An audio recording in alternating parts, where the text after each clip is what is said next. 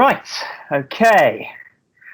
Hello and welcome to the inaugural sort of the first virtual podcast interview.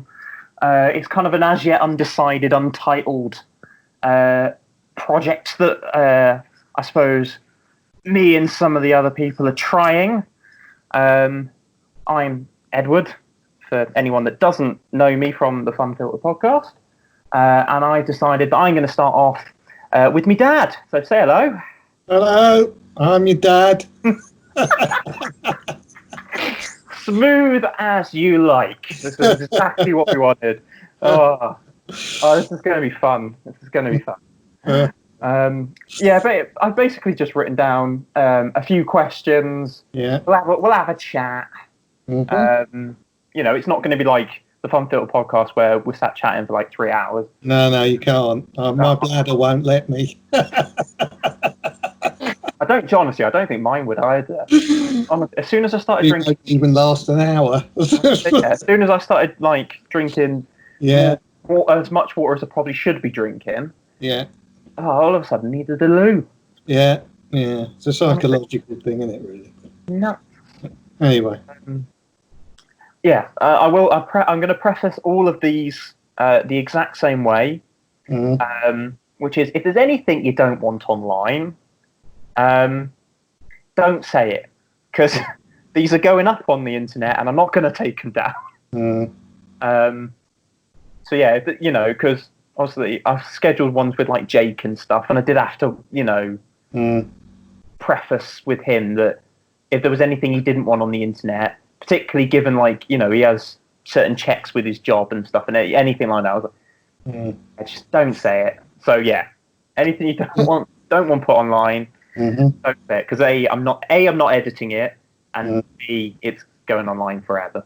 The first question I thought we'd start off with something which is kind of it's related to the coronavirus.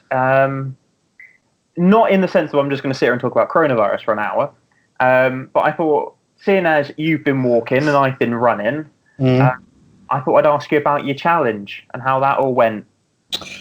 Yeah, it was good. I mean, I'd already started walking most days, even before the challenge was sort of instigated and I was asked to take part, because being self-employed and not being able to work and living in a smallish property without a garden, I decided it was nice to get out and walk some of the local area.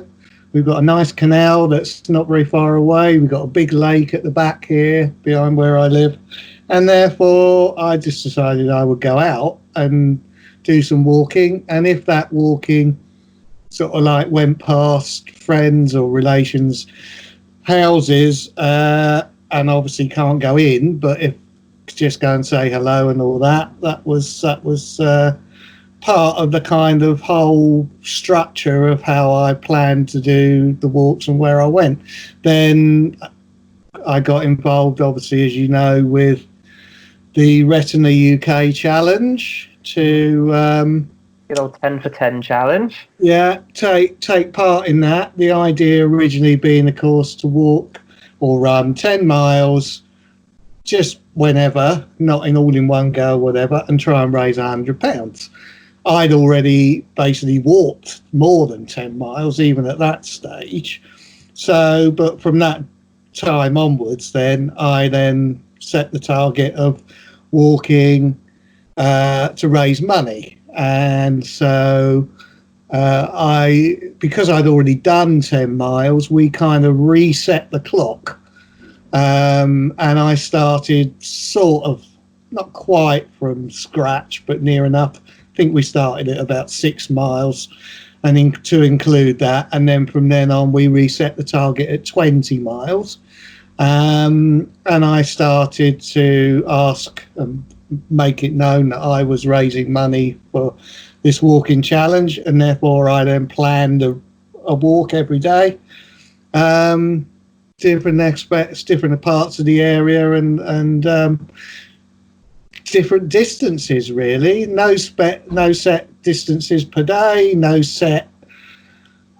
real set anything for the day other than I had a pretty good idea where I would walk on a particular day and set myself a kind of target. I wasn't able to use the Runkeeper aspect because my phone is not very good.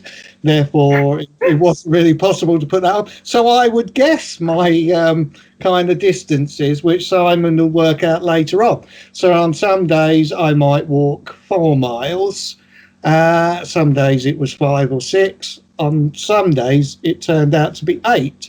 So we kept resetting the target really. From 20 went up to 25. Then it went up to 30.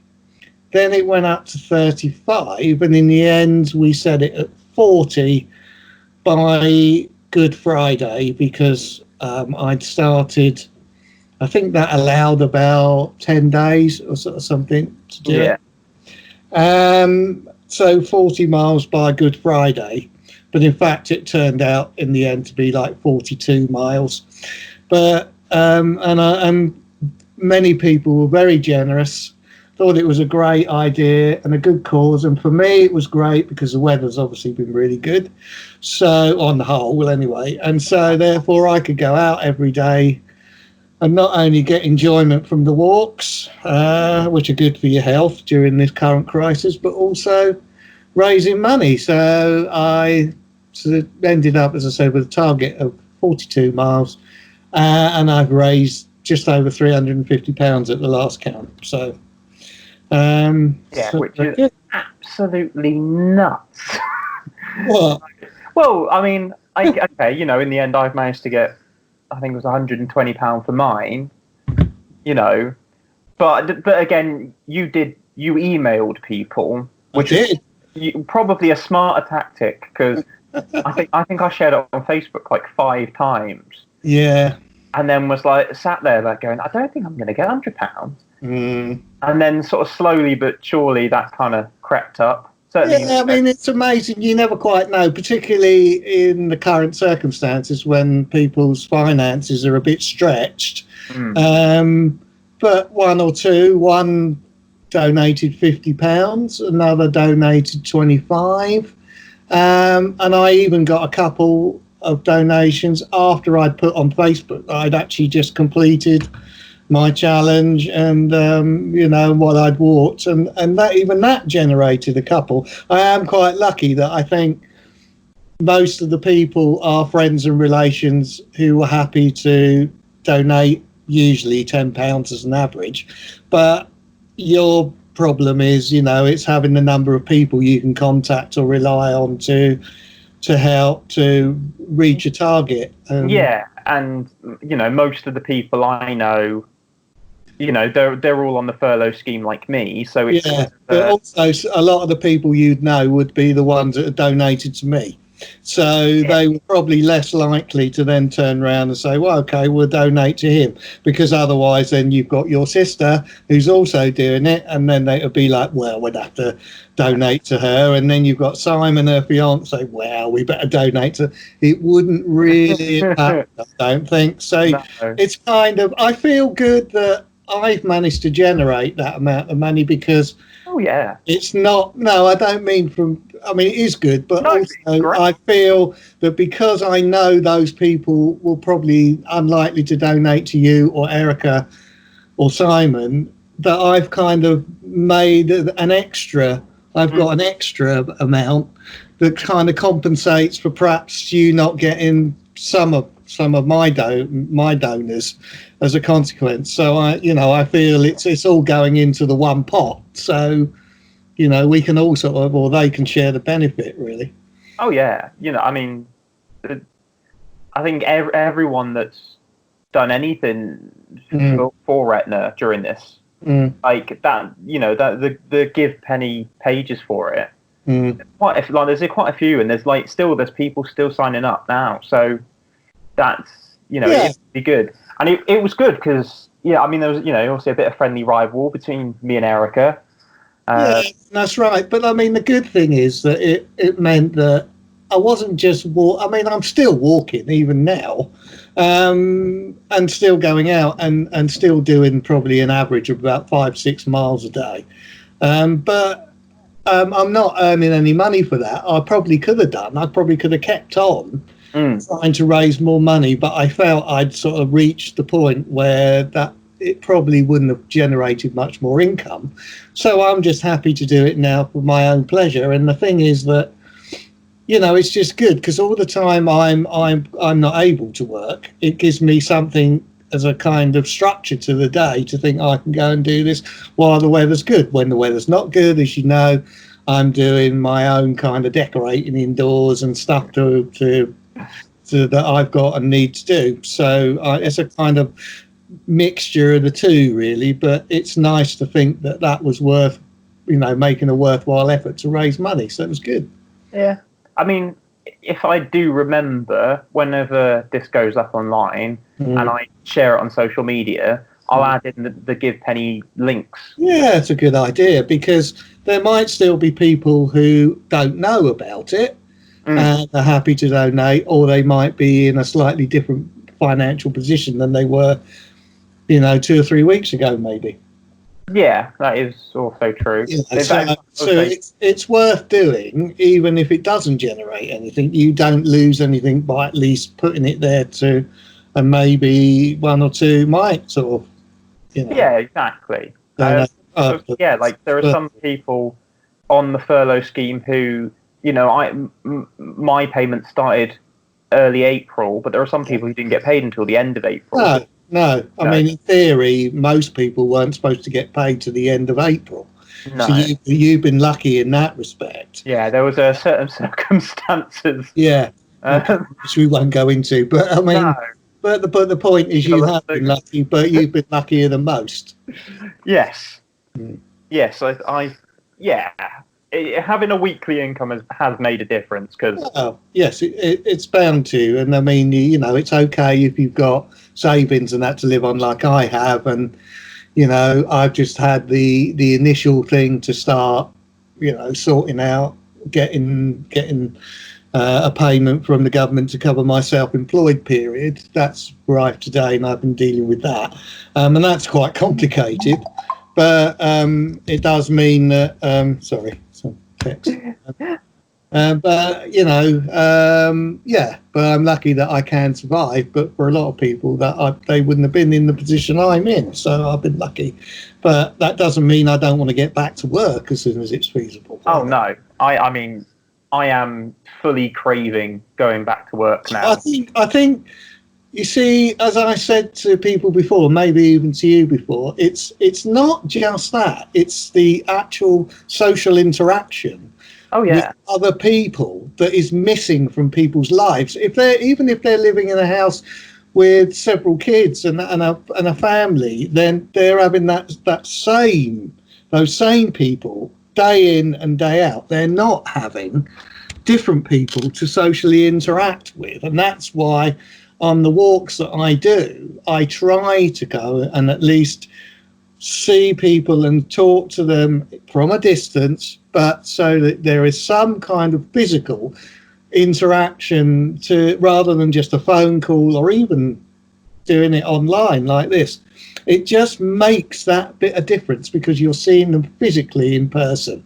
And that's what we are kind of all missing.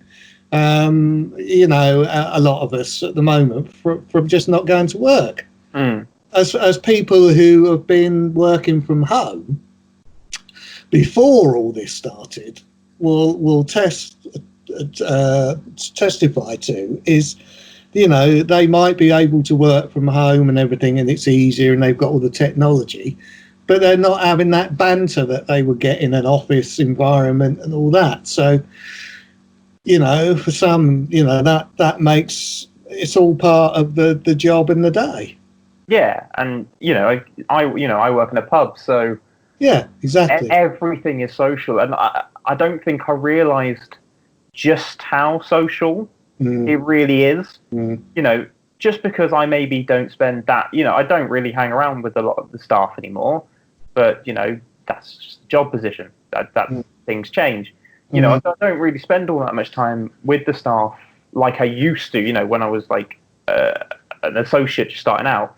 You know, I used to go drinking with like all of them. So, you know, but it doesn't matter, because what you kind of, certainly I didn't realise was, oh, actually, I'm just sort of like not, you know, other than the people I live with or Skype stuff, sort of, you know, I'm not really seeing anyone. No.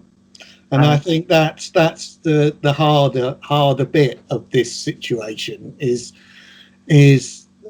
exactly that. You might have friends, but unless I'm lucky, because where I live, I am in reasonable walking distance to see quite a lot of people. So even though we're not socially gathering and going to the pub and doing all the things that we normally would do, I'm able to go out, I'm able to go walking, I'm able to go shopping, and I'm able to see some of them, sit with them maybe and have a cup of tea 6 foot apart or more, depending, and that makes a big difference. But if you haven't got that number of people, or people near where you live, to be able to walk to them or get to them within a reasonable distance, you can't do it. So, you know, it's another thing. Yeah, and, you know, like for me, my main friends, 2 of them live in Ponty, and 2 of them live in London. So I ain't seeing any of them unless I Skype them. No, so it's harder for you, and I can understand that. And I think, for, as I said, for a lot of people, that's a more difficult aspect of this situation. And I'm glad that I'm not yet in a situation where I wouldn't be able to go out at all. No. But whatever the reasons are related to the virus, you know, whether it's age or health problems or whatever, if that stopped me from doing that, it would have been really difficult. Yeah. No. I mean, I found that really difficult. You have far better health than I do, so. Well, I'm not sure about that, but I mean, you know. Anyway. It feels to me like you have far better health than I do. Well, I haven't done such stupid things as you have, that's true to say. You fracture a couple of bones and dislocate a couple of shoulders and everything. Yeah. You know, I might have fell off my steps in the garden and fractured my leg, but I haven't actually punched a wall or slid on something and knackered my back or whatever. You know, I have managed to avoid things like that most of my life. You know. Yeah, that's true. To be fair, I mean, I've had a back problem since I was, 13, 14? Yeah. So, you know, it went. Well, that's unfortunate when you slip on ice and land on the bottom of your back. That's just an unfortunate accident that you can't predict or foresee. And it does, I'm afraid, things like that generally have long-lasting consequences, even if they don't manifest themselves. No, yeah. So for the in the early weeks, years, month, whatever, you know, it's just a fact of life that whatever injury you give yourself inevitably rears its ugly head somewhere later on down the line in your life, unfortunately. And I've just been daft in my younger years. Yeah, you have, but your sister's just as bad. She's just managed to try and be slightly better than you are. I think she's more than slightly better these days. Yeah, she hasn't done quite such stupid things, although falling off a bouncy castle at the age of 18 drunk is not really any more sensible. It's fun, though. Being a bouncy castles drunk are really fun. Yeah, well, so you say. I'll take your word for that, because I've only ever been on it sober, and that was bad enough. So I'll take your word. Well, I was seeing this with diving into my youth, we'll dive into yours. Oh, yeah. I think that's only fair. I did slightly warn you. Very exciting. I can tell you. Slightly warn you. I was going to ask you about this. Yeah. Okay. Which was just obviously. I mean, you were born in the 50s, but you kind of grew up more in the 60s. Yeah, I was a teenager in the 60s. Yeah, and just kind of, I suppose the question kind of is more, what's it like? What's the comparison like? What was it like growing up in the 60s in comparison to, say, now? because I mean, even now, I look down on the youth of the people younger than me with quite a sort of sour taste. So, well, the thing, of course, the obvious things is we just didn't have anything.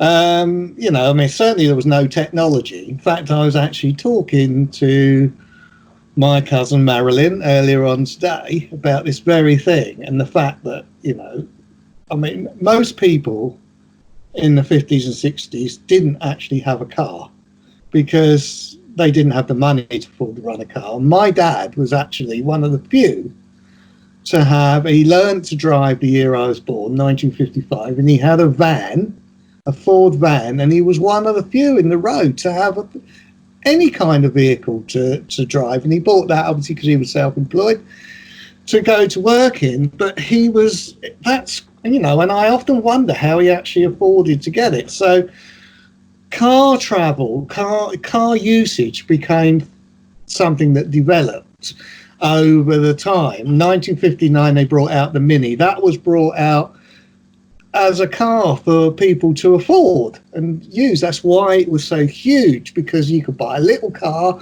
and go out and about and go to places which you couldn't do before. But people didn't go on holiday abroad. You didn't have foreign holidays. You only ever went on holiday in this country, and that changed in the 60s when they brought in the package tour holidays to Benidorm and places like Spain. Spain was the place, really. You didn't go to any other places. You went to Spain. Yeah. That was where you went to get the sunshine. So you weren't bopping it at 18 in Cavos then, like I was? No, at 18, I was probably doing bugger all, basically, because I did. You were working by the time you were 18. Well, when I was 18, you know, I didn't really go away. I went away probably with my brother and friends. I didn't really have many friends of my own age because I'd left school at 15, whereas I left some of my friends at school for another year. And so I kind of left school, went out to work at 15 to work with my dad. So my social life didn't really didn't have one much. My social life kind of started when my brother's sort of friends would come round on a Friday and say, "Oh, we're going down the pub. You know, do you want to come with us?" And at 17, I'm sort of drinking. I was drinking Guinness even then in those days. You know, underage. Haven't changed at all. No. And Guinness has kind of stayed with me all my life, really. I've kind of tried all the ales and everything, but I always end up back at Guinness. For some reason, I like it, but I don't like beers much. I never have done. I like Scotch and other drinks. But anyway, so from that point of view, we didn't have a lot of money. You know, television, if you had a television, it was black and white, 2 channels. BBC Two did exist in about 1964, I think, but we didn't have 3 channels until 1972, the last year that my mum was unfortunately alive because she got terminal cancer, and my brother arranged for us, because in those days then people used to rent their televisions, and there were rental firms about. I'll have to take, sorry. Otherwise I'll turn the sound off. So let me just turn that off. Okay. There, I did forget to tell you to put it on silent. Yeah, sorry. We rented a colour television so that my mum, who's a big Wimbledon tennis fan, could watch Wimbledon in colour on a colour television. It was a 19-inch screen, which sounds ridiculous now, but that was like really big in comparison to what we'd been used to. And so we finally had 3 channels: BBC One, ITV, and BBC Two. Yeah, that's what you had until quite late on, really. I can't remember what would have been the next one. Channel 4, I think, probably in the 80s, I think was Channel 4 then. So, you know, so we didn't have a lot. We had one family holiday a year, which was for quite a few years was the Isle of Wight, which growing up and being Why You Take Me and Erica there. It was really exciting because you had to get on a boat and go across the sea. So we thought we were going abroad and all the excitement of that, and sometimes my dad, if he had enough money, would take his van for us to travel around the island in. If he didn't have enough money to afford the extra cost of going on the car ferry, we would leave it at Portsmouth on a sort of somewhere where someone would look after it for a week, and we would go as foot passengers, and then we would go around the island on coaches and buses. I say, did you walk to the campsite or did you just get a bus? No, we didn't have camp. We would rent a flat, generally a holiday flat, and it would be in Sandown or Shanklin, so that we could basically just walk down to the beach. Because the idea was it was a family holiday, it was a beach holiday, so you assumed that the weather would be good and sunny and you could get on the beach. And you assumed nice weather. Yes, we did. I got absolutely monumentally sunburnt once, to the point where I actually did resemble a lobster. And the worst aspect is, if you get really sunburnt, is don't get in a bath, because if you get in a hot bath, you will scream your head off, because it is really, really painful. Yeah. So yes, it did happen.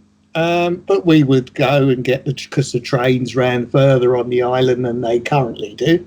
So we the train and go somewhere, or we would go on what was called mystery tours, where basically you went and got on a coach and you had no idea where you were going, but you knew obviously. That sounds fun to me. Yeah, I love the idea. They would take you round and you would end up probably at Blackgang Chine or the Needles or Carisbrooke Castle or all famous places, but you didn't know. You just signed up, got on the coach and went on a mystery trip to but if my dad had his van, we would drive around and go. It was a van with seats and a seat in the back, bench seat.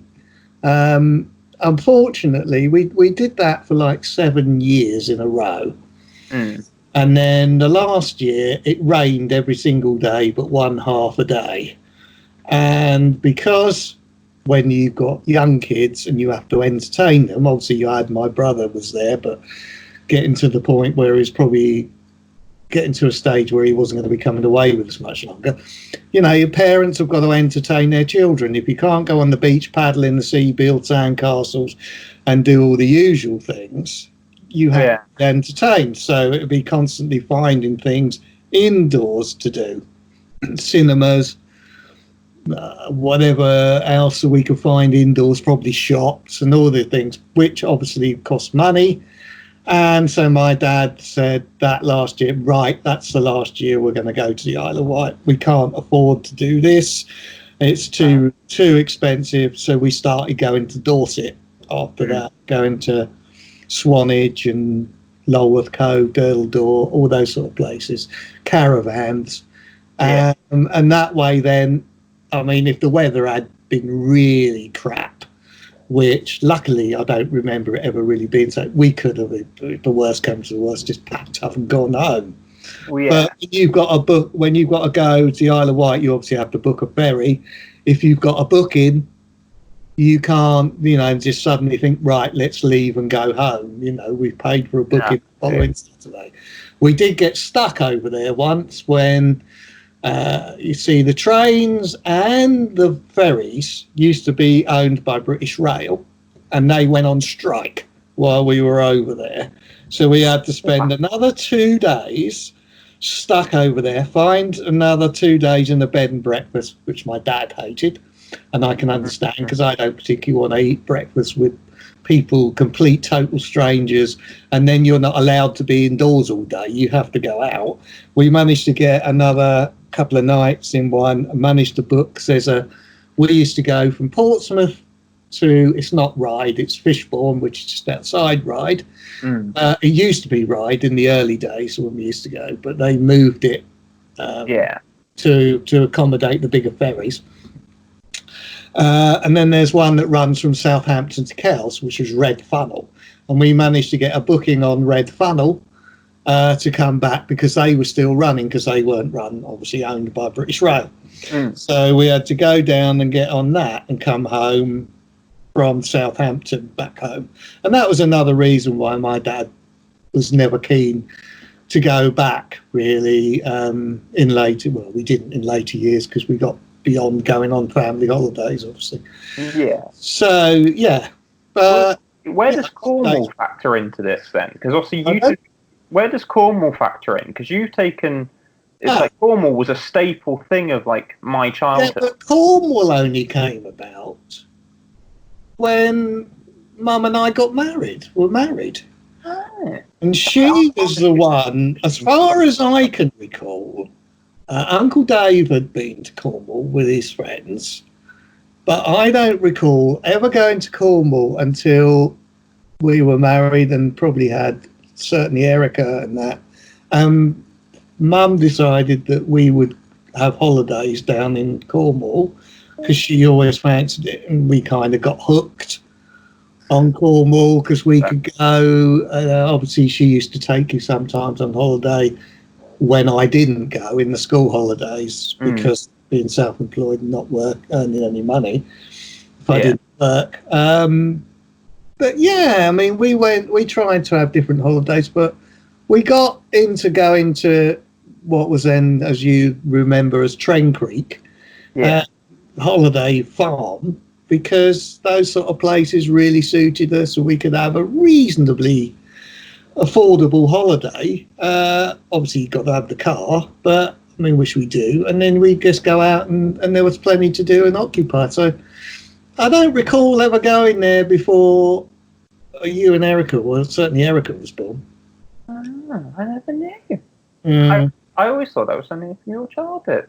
No, I don't ever recall ever going there. It was Isle of Wight. The other place we went to a lot, which was Wittering, East Wittering, because both my parents worked for people who owned a holiday place at East Wittering.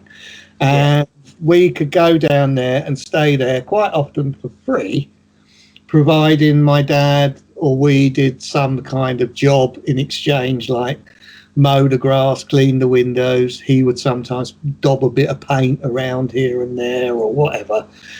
And we would go when it wasn't being used. And we had loads of holidays down there, which is amazing because the place was really pretty tatty. It was like a prefab, so in other words, it was just made of asbestos walls. The only heating was an electric fire. There was no bath. So there was a toilet, but there was no bath. So we probably didn't bath a week, or we stood in a sink or a bowl or something. Oh, that's disgusting. And then they did later on, they brought in a slot meter, 50p slot meter, well, whatever it was a slot meter for the electricity to get money in. And that could be quite expensive if you've got 2-bar electric fires on in various places. It really was quite cold. But we had great holidays. Our memories are only of really, really good times and things like that. So, yeah. Well, you talked about going to like the pub with Uncle and his mates. Yeah. Right. Because I again, this is something I genuinely have like no idea. Like, obviously, clubs existed back then. Because obviously you had like, you know, clubs in the 1920s, people would go and sing and dance in. Yeah, they weren't clubs like you know them. No, exactly. I assumed that they would be. But did you ever like go to, I suppose, what's the equivalent of? No, well, I didn't.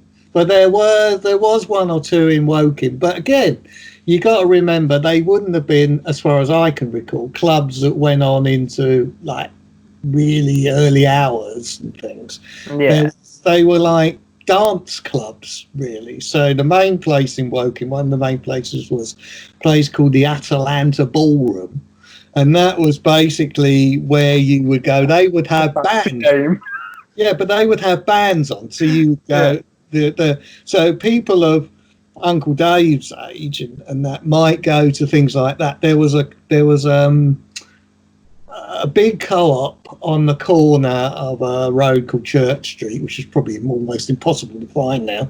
And above there was a thing which was run called the Stereo Club, and that was like where music was played and you went along to dance and obviously to try and meet girls. I never went. I was never old enough, you see. All these things kind of fizzled out before I was old enough, or I just didn't ever go to them.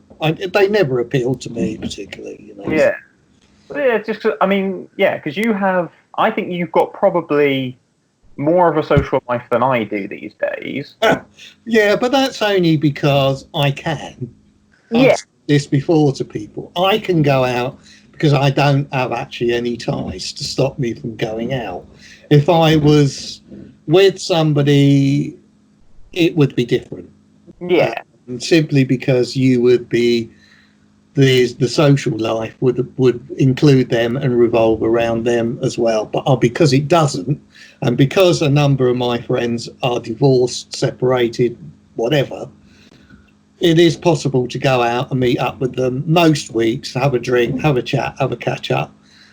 And, you know, I can do it. And I like to do that. I mean, when the virus started and the pubs shut and things like that became a place of not going out, it was a bit strange for a first week or two to think, because normally when I'm working, I would come home and think, oh, tonight I'm going out later to meet Steve for a drink and a catch up, or, you know, or I'm going to the film club, the sort of club that, you know, that I've been going to for nearly 40 years and things like that. And suddenly the social aspect of actually going out stopped completely.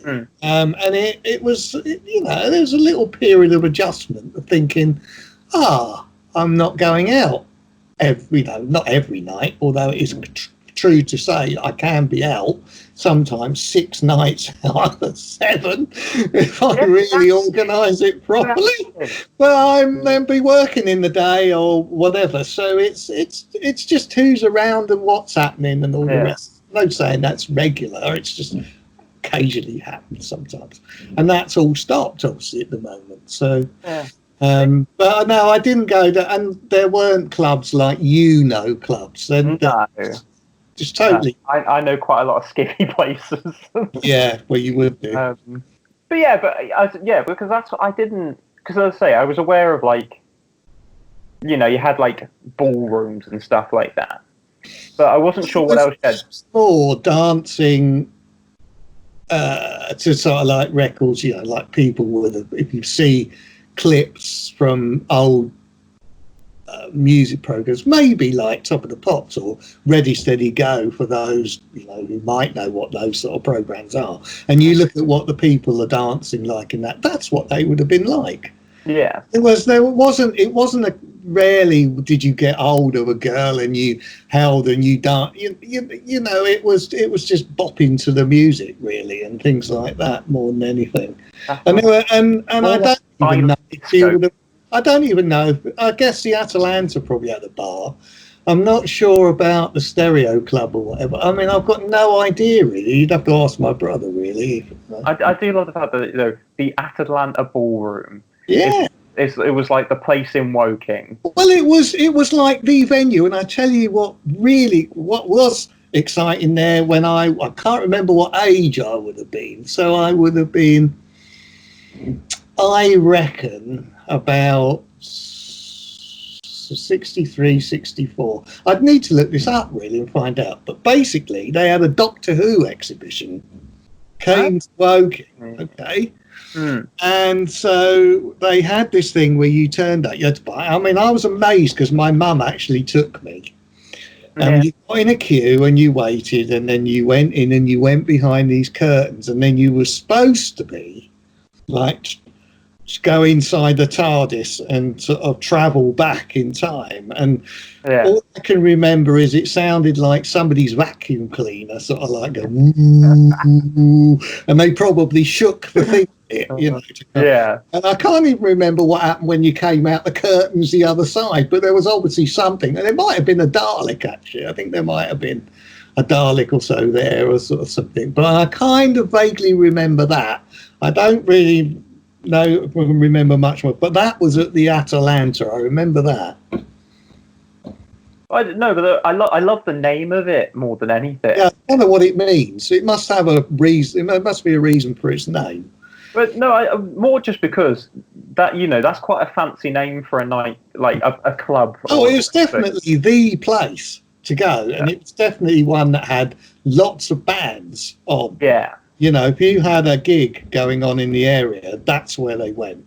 If they didn't go to Guildford, to the Civic Hall in Guildford, that's where. Imagine them trying to get a band in Bank Bar or Bed Bar, whichever one's still. They wouldn't, would they? Because they're not designed for them. That's not how they are now. No.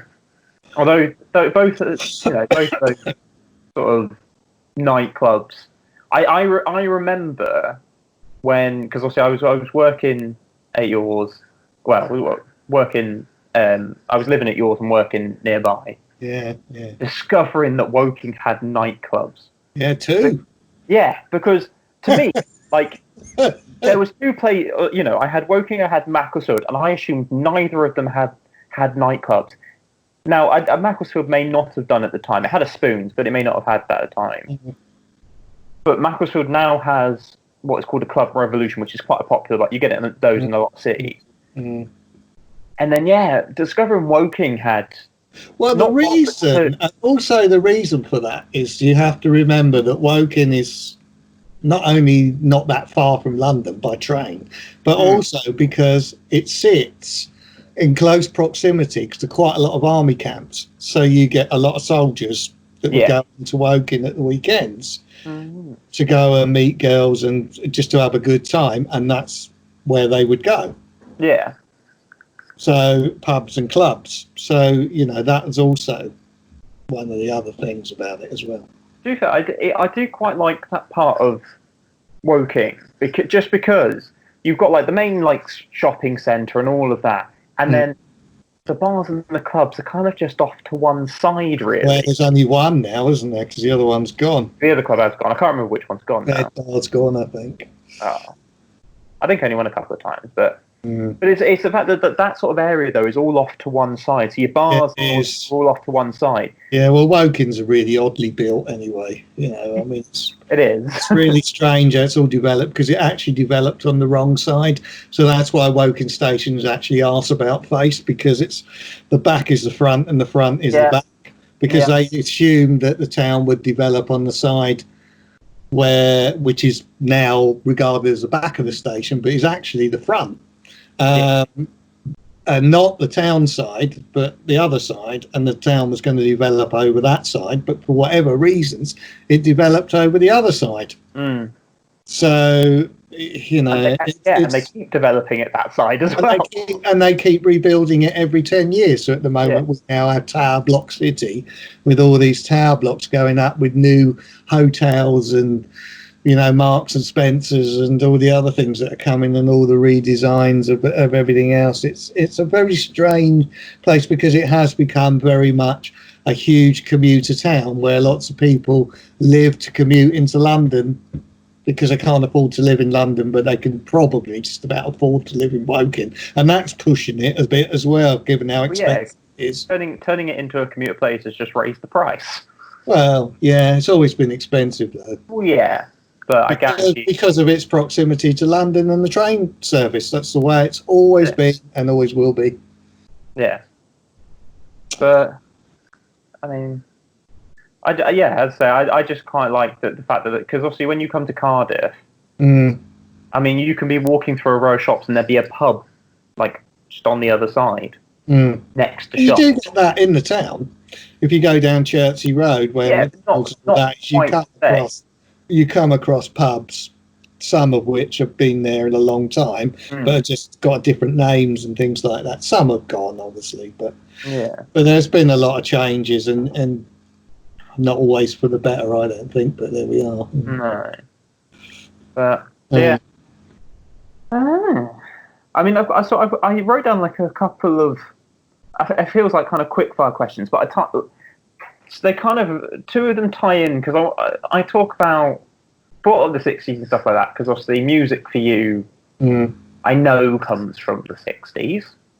Yeah, I mean, without a doubt, that's the biggest thing for me growing up, because by the time the 60s started, I was I was 5 in 1960, and the Beatles exploded and appeared in 1963, and that really was like She Loves You was the first I can remember buying that single. I think we'd gone to London, me and my mum and my dad. I don't remember if my brother was with us, and I remember we bought She Loves You. I wouldn't have bought it. I wouldn't have had enough pocket money for that. It was probably, well, we'll buy it and you won't have any pocket money for 2 weeks or something. And that was the first kind of single, like one of the first singles I can remember. My brother was actually being older, 5 years, so he had a paper round. So he would have been 14 in 1964. He had a paper, as he started at 13, he had a paper round. So he had more money at his disposal, and he would buy records and things, LPs as they were then. And I remember he bought With the Beatles. I can still remember him buying that. And he was into things like the Rolling Stones. And as the 60s progressed, I got really into the Beatles, but I liked all the kind of stuff that was going on at the time. You know, to me, it's just what we grew up with, and it's like any generation, whatever they grow up with really is the musical influences that stay with them. I mean, you can't avoid that because you can't. It's what stays with you because you're listening to it more, because you're listening to what you enjoy. So what you like and what I like and what Erica likes are totally different things, though you've got more in common with Erica and Simon than but that's me. But you do. You're interesting because you like a lot of things that I like, and a lot of things that they like are more modern stuff and different things. But I can only say that some of my likes, you've obviously taken on board and appreciate and enjoy. But that's because you've grown up listening to them as a consequence of spending more time with me maybe than you might have done. Yeah, well, because the one of the things I had was to do with like what's the favourite album and stuff like that. Purely just because I realised, I was having a conversation the other day in which I realised that my favourite artist, my favourite album, and my favourite song are they're by three different people. And that's not a bad thing though, is it? No. Because you know that's quite good, because you know, I mean, if you looked at my collection of CDs and stuff here, there's a huge variety of different artists and styles and everything else like that. They're probably rooted more in 60s, 70s stuff, but I like more later things. I'm not so keen on stuff these days, but because I listen to Radio 2 a lot and they play such a mixture, a lot of modern things, records that I really like and artists that I really like. I wouldn't necessarily buy them, but I really like them. And but I probably would have spent less time listening to people like the Kaiser Chiefs if it wasn't for the fact that you got the album Education and More. Yeah. With that, I probably. And I've got, I think, a best of as well, which I like. Yeah. It's got singles. Souvenir. And things, and I like Kings of Leon and things like that, you know, Strands. I like. They're a bit 90s, of course. They're fun live though. I like to see the Stranglers. Yeah, sad one of them's died, isn't it? But it is. But then, you know, and I like sort of people like Ian Dury and Procol Harum's another big one from the 60s onwards. Dylan Band, the band Clapton, but you know, there's a whole raft of different. And then I really like folk music. I really like jazz. I like blues. I like loads of stuff. Maybe that's where I get my jazz from then, because I like jazz. Yeah, I do. I mean, I used to listen to a lot more than I listen to now, because we used to go to jazz clubs. Uncle Dave and I particularly, and other friends would go and see live jazz years ago, probably back in the 80s, I suppose, and things. And you know, we used to go and see them in little bookseller bars and places, and and really enjoy them. Festivals, the odd jazz festival we'd went to and things like that, Bracknell. So that I even like classical music. There's quite a lot of classical music that I like as well. Yeah. You know, I'm really open to lots of different styles of variety, really. But the Beatles are my number one and always will be. You know, it's just in me, and I can't. There's just no shift in that at all whatsoever. No. Would you say? I'm assuming then that. I mean, I always thought your favorite album was the White Album. I might be wrong. I still think it probably is. Yeah. Because it's so diverse and there's so many different things on, different styles, and I know it off by heart, and I just can listen to it and listen to it and listen to it because it's just such an amazing album and collection of songs. But it's hard to say a favourite album or whatever because I like loads. Mm. Yeah, I mean, there was a challenge that went around the internet last year or the year before, and I did 10 albums of my favourite albums. Yeah. And there was one that I put in that, and I think I still call it my favourite album. But I based it purely off of the amount I listened to it as a whole on sites like Spotify and iTunes. Which is it's by the Arctic Monkeys, because they did an album called AM, which I hadn't listened to them in years, and wasn't necessarily a fan of some of the stuff until I kind of paid more attention to it. But I kind of was like, oh, actually, I've spent some time, listening to that while, because that would have been, I was in college when it came out. And then I paid proper attention to it when I was in first year of uni. But yeah, that's like my sort of like favorite album. But then my favorite song is "Heroes" by David Bowie, and then Frank Turner's my favorite artist. So it's like three completely different spectrums. That's why it's very hard to pick. And even though, I mean, you're right. I mean, I've been nominated to post an album at 10 albums a day, and the last time I just put the same ones back again, and they're all ones that will probably like first albums, but they just have influenced me whether I've continued to like those artists. So people like Dire Straits, their first album, it's probably not the greatest album. It's probably nothing like people who know Dire Straits from about Brothers in Arms.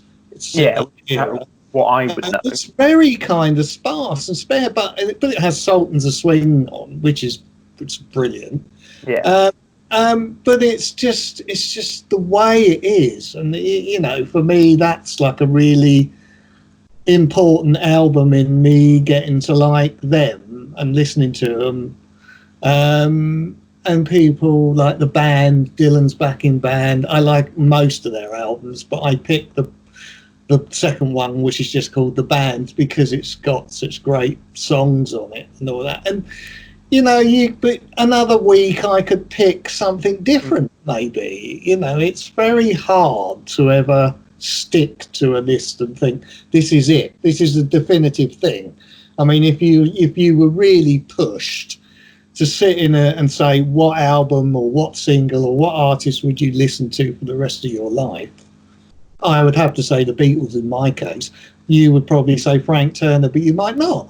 It's difficult because I listen to different types of music depending on what mood I'm in. I can go 1 week and think, oh, I really want to listen to, I don't know, the band. Another week I might think, oh, I want to listen to the Stranglers. I don't know. It's all mood related, a lot of it.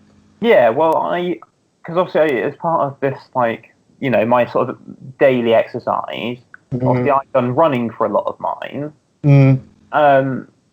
Now I'm running long enough that I try and choose a different album by a different artist every time I go for a run. See what. Well, that's good. That's a good. Got motivation to it, and stuff like that. So, so far in terms of the best mood for running, Queen is winning. I listened to the Queen Queen is good. There's a lot of great Queen songs, and I mean, again, they're a band that I really like, but don't really own anything other than like a hits collection. Yeah, I can listen to a lot of their songs, and I think they're absolutely amazing. I am a bit peed off with Bohemian Rhapsody because I've just heard it so much. I actually prefer a lot of their other songs. In fact, I really like Radio Gaga. I think that's a fantastic song. I also like We Are the Champion, all the usual ones. Yeah. You know, Seven Seas of Rye, one of their really early ones I really like. I mean, there's loads that I really like. I just don't actually own their albums because they played a lot on the radio along with a lot of other artists from the 70s and that. So I kind of think, well, I don't really need to own them because I hear them quite a lot, usually when I'm working and listening to the radio. So, yeah, it's a weird one. Music is definitely very personal to the person, and yes, you can get influenced, and then without a doubt kids are influenced by what their parents listen to some extent, but it's also what their friends listen to, and friends and family. I don't think I would listen to some of the people I listen to if it wasn't for Erica. No, I think they've been quite an influence on you one way and another, really.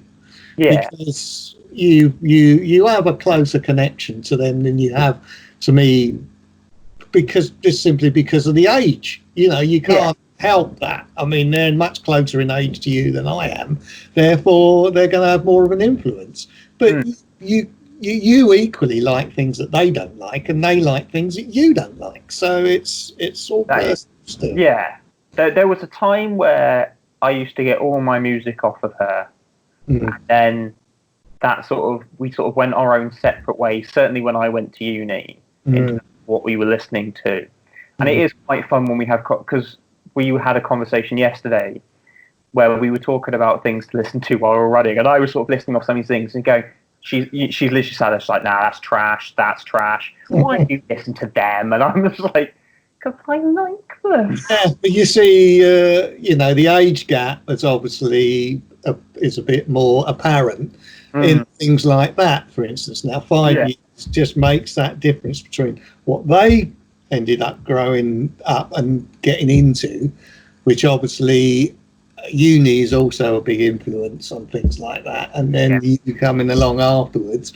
But yeah, Frank Turner, Green Day, you've got all those kind of joint artists that you both like and are really into. And others you don't. Well, you'd be wrong to just like all the same things all the time. That I think, you know, that was one of those things of when I started, you know, listening to some other things like at uni, because I had like weird phases with like hip hop where I used to be really into hip hop when I was younger, and I think these days everyone has a like teenage rap phase. See, I don't like any of that. I can't really relate to that. Not like you can. A lot of more modern stuff it's a bit kind of samey to my way of thinking, but that's me. So, but I like a lot of the modern music. I mean, I do. I like a lot of the artists. I just wouldn't buy it. But I mean, you know, I like listening to a lot of it. Yeah. But yeah, so I sort of come full circle. So now I'm at a point where I you know, if you looked at my genres on iTunes, I think there's rap, hip hop, country, folk, jazz, rock, indie, metal, which I know for well, I don't think I could ever put a metal record on and you'd like it. Depends who it is. I don't think I could ever play you Bring Me the Horizon. No, probably not.